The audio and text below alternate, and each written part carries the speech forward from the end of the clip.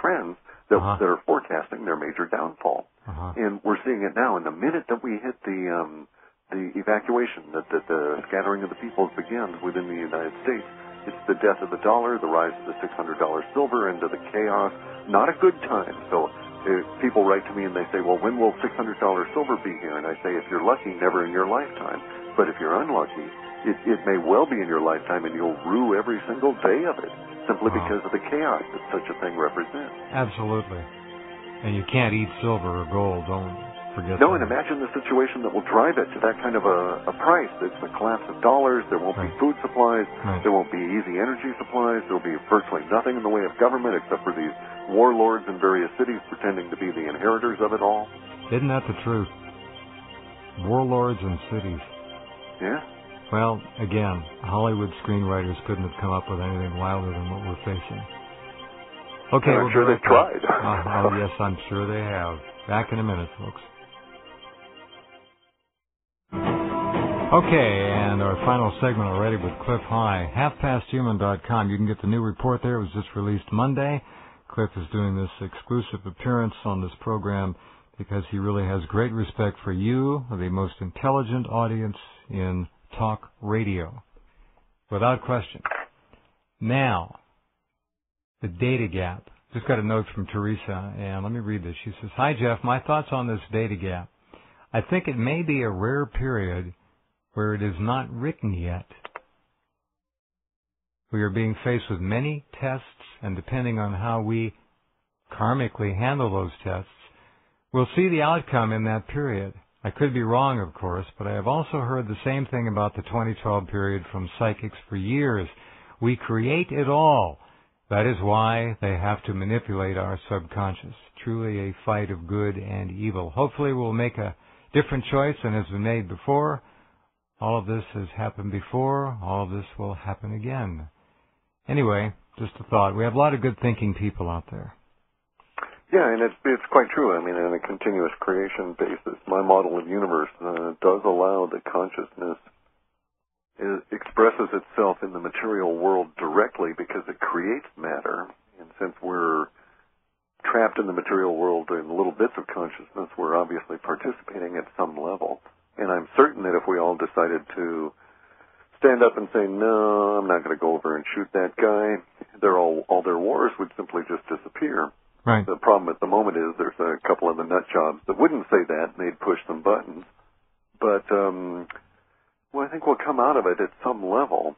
What level that'll be. I think your tribal warlords appointed by what they call a federal bureaucracy to oversee cities under siege, cities where law enforcement goes home to take care of its own families in many cases. Sure. Immediate breakdown of the thin veneer of what they call civilization, which is hanging by a thread and people just don't get it. It's that grand illusion that keeps people towing the line and following the rules.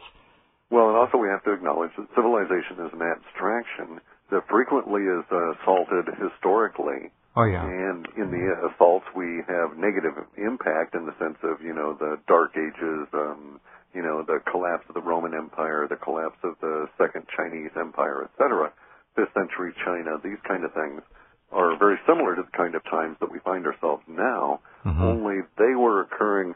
Well, no, we'd actually have to say that they were pretty much global at that point, too, because we were having the collapse of the Mayan civilizations concurrently with some of those. So there are indeed cycles, and we're at one of those. The aware observer, I guess, the smart individual who's educated themselves to be able to look up from their munching of the sheeple grass and say, what's going on in the distance there, can maybe see that, it's time to start charting a separate course, and that there are some things that are simply not worth preserving. Other things make sense, but, the Hadrian, in the Hadrian's Wall, and then standing at the gate of the defenses, so to speak, on the bridge to defend the civilization against the barbarians is a fine and noble gesture, but the people that tell you that are the powers that be who are slipping out the back door while these brave and noble people are sacrificing themselves to defend, quote, civilization. So it's kind of, if you really look and educate yourself and you get to the point where you start listening describe the powers that be in excruciating detail, and you see what nasty fellows these are. Mm-hmm. You think to yourself, well, if it's good enough for the Rockefellers to go skate about at this point, or the Rothschilds, Mm-hmm. then maybe it's also good enough for me. And we note, of course, that the Rothschilds are off on Plastiki, their little plastic boat in quote, an eco tour sort of a deal, and they're all going Mm-hmm. out and about, and at this point in time, I kind of think there's a reason. Well, they all have their land stakes in Patagonia and Argentina and Paraguay, and they have their standby planes, private jets, ready to go in case something really unfortunate happens that they can't step Not in aside. case. When? When? Well, in their mind, in case. Yeah. But they're going to go, a lot of them. This is going to happen, and I'm curious about this mass relocation of people. And I'm just wondering if the government is going to try to come up with a program, FEMA, to force or entice, or both, homeowners and other people who have apartments or buildings to let these people stay there. And what we'll have immediately, though, of course, are shanty towns, absolute unbridled crime and criminality. This is going to be wild.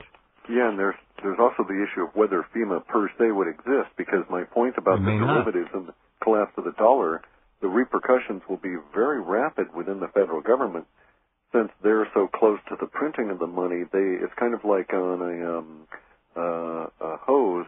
The water stops at the faucet before it stops at the end. So people will be hanging on out in the provinces thinking there's more money coming, but the people in the inner circle, so to speak, will know what's going on and start absolutely deserting these agencies, and it will ripple outward.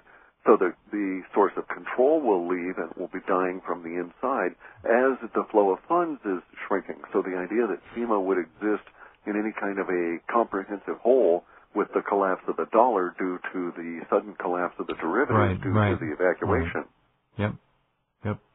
And just a word to the wise, if you haven't bought any storable food, you still have a little teeny window left, because come July and August, I think this thing is going to ramp up to a level of horror for many along the Gulf Coast, that they will literally just backpack it out of there if they have to. Guns and rations, and they'll start walking, a lot of them. There are a lot of ex-military people that are able to protect themselves, and they're going to be banding together. This is going to be crazy. Well, it's also nationwide. Now, let's not forget that the impacts will also reach all the way up into Canada. If our data was accurate on one point within that temporal area, it's probably accurate in the others. We discount numbers that come through, but some numbers we trust because of the way that they come through linguistically. Well, these people are going to want to go north. They're not going to want to stop. Well, my point being is so will all of the people in Central America. Yeah. They'll be forced to evacuate north or south as the system of winds start drawing the poisons their direction. So you'll have 50, 60 million Central Americans that will want to come up the I-5 corridor heading towards Vancouver. Well, thank goodness the Cascades and so forth are there. Blow a few bridges and nobody moves. They'll probably collapse on their own, given all the other stuff we've got going on. They'll all stay in Redding. We need to stop that, and it wouldn't take many National Guardsmen to take care of that, and maybe there'll be something left. Even local militias could stop it, and that may happen. It's wide open here. We're at an unprecedented level in our devolution. At this point, we're looking at something we've never seen before. And it's very interesting on many different levels. And as long as you don't get too caught up into the monkey mind part of it, you recognize that material reality is not what we are. We're not really our bodies. We're the sum total of our experiences. Yeah, well, for the average American, that doesn't work. They can't get there. They've been brought up on media. And the media says things. I know. Media, we know.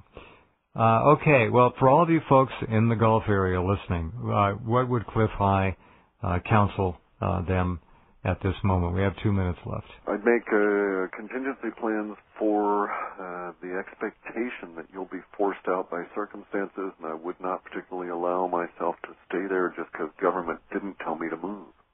In other words, if things smell bad, you're being exposed to those chemicals. Yeah. If it continues and gets worse, at some point you're going to have to say to yourself, how long do I allow this to continue, and what are my criteria for leaving? Make up that criteria list now so that you'll recognize it when it comes up and slaps you in the face. And there are a lot of people leaving right now. Moving companies aren't even taking names, I understand, in many cases. So you're going to have to make plans, and now is the time to start doing them. You have a small window of opportunity, but like I say, if you can smell it, you're being exposed to the chemicals. So. If you have relatives up in Wyoming, Montana, North Dakota, whatever, be on the phone to them tomorrow and say, do you have an extra couple of rooms? We may be on the way. Yeah. What arrangements can we make and so on? And by the way, let's all be prepared for a very cold winter up here, too. Yeah, for sure. Bring food with you if you can. I don't know how people would even begin to leave a home behind with life possessions and I know, it's horrific, but it's the same situation that refugees have faced from war, famine, Dust Bowl. Yeah. We're facing it all over again. Let's not be too surprised. Well, we've never had to do it. Americans have never had to face that. It's not in our immediate social DNA to deal with such. Well, there was the Dust Bowl that moved my relatives, thousands of miles. Well, I think many of us would rather see another Dust Bowl than that.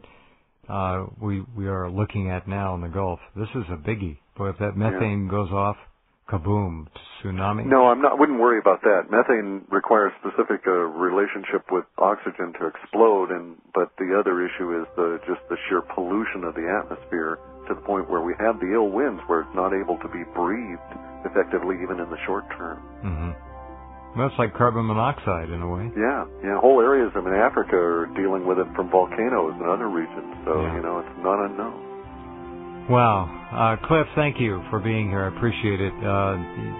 Just remarkable work you and George do, and I urge people to go to halfpasthuman.com. But more than that, I think both of us can say in unison here, be prepared and make contingency plans now while you still have a little bit of a window.